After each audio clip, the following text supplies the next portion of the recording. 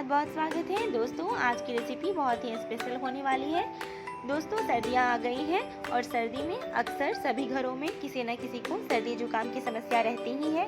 मैं आज आपके लिए बहुत ही स्पेशल रेसिपी लेके आई हूँ।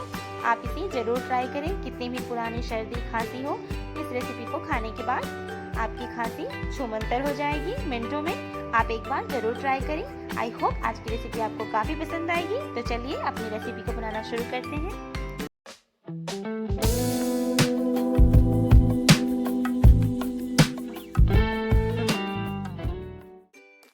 दोस्तों यहाँ मैंने अदरक लिया है। अदरक को सबसे पहले इस तरह से इसका छिलका हटा लेती हूँ मैं।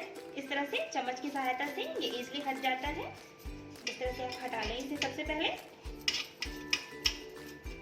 यहाँ मैंने अदरक को अच्छी तरह से छिलकर तैयार कर लिया है। मैं इसका छिलका बिल्कुल भी नहीं फेंकूंगी। मैं इसे सब्जी में मसालों के साथ ग्राइंड करके इसका यूज कर लूंगी। तो इसे साइड पे हटा देते हैं। अब मैं इस अदरक को छोटे छोटे पीसेस में सबसे पहले कट कर लेती हूँ। यहाँ मैंने अदरक को अच्छी तरह से घिस कर तैयार कर लिया है। ये देखिए मैंने इसका छिलका अच्छी तरह से उतार दिया है। अब मैं अदरक को छोटे छोटे पीसेस में कट कर लेती हूँ। यहाँ मैंने छिलकों को अलग साइड पे रखा है। ये छिलका मैं सब्जी में इस्तेमाल कर लूंगी। सब्जी के साथ मसालों के साथ मैं इसे अच्छे से ग्राइंड करके सब्जी में मिक्स करके बना सकती हूँ सब्जी।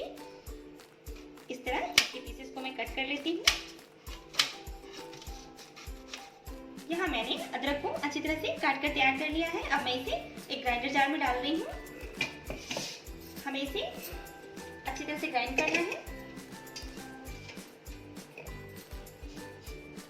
तो चलिए इसे ग्राइंड कर लेते हैं। यहाँ मैंने अदरक को अच्छी तरह से ये देखिए पीस लिया है। इस तरह से मैंने तैयार कर लिया है इसे। अब मैं इसी ग्राइंडर जार के अंदर सबसे पहले आधी छोटी चम्मच काली मिर्च पाउडर डाल रही हूँ, आधी छोटी चम्मच हल्दी पाउडर,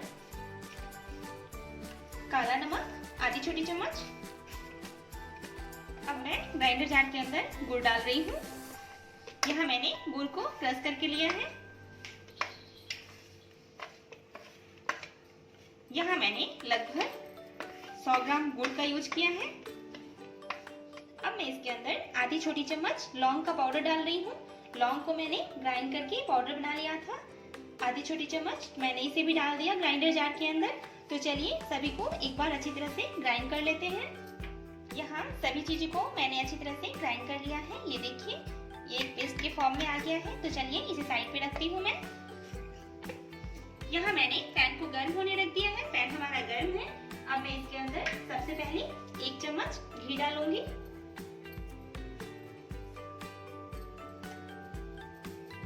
यहाँ मैंने पैन के अंदर घी को डाल दिया। घी को मेल्ट होने देते हैं। घी गर्म हो चुका है तो मैं इसके अंदर ये पेस्ट डाल रही हूँ जो हमने तैयार करके रखा था।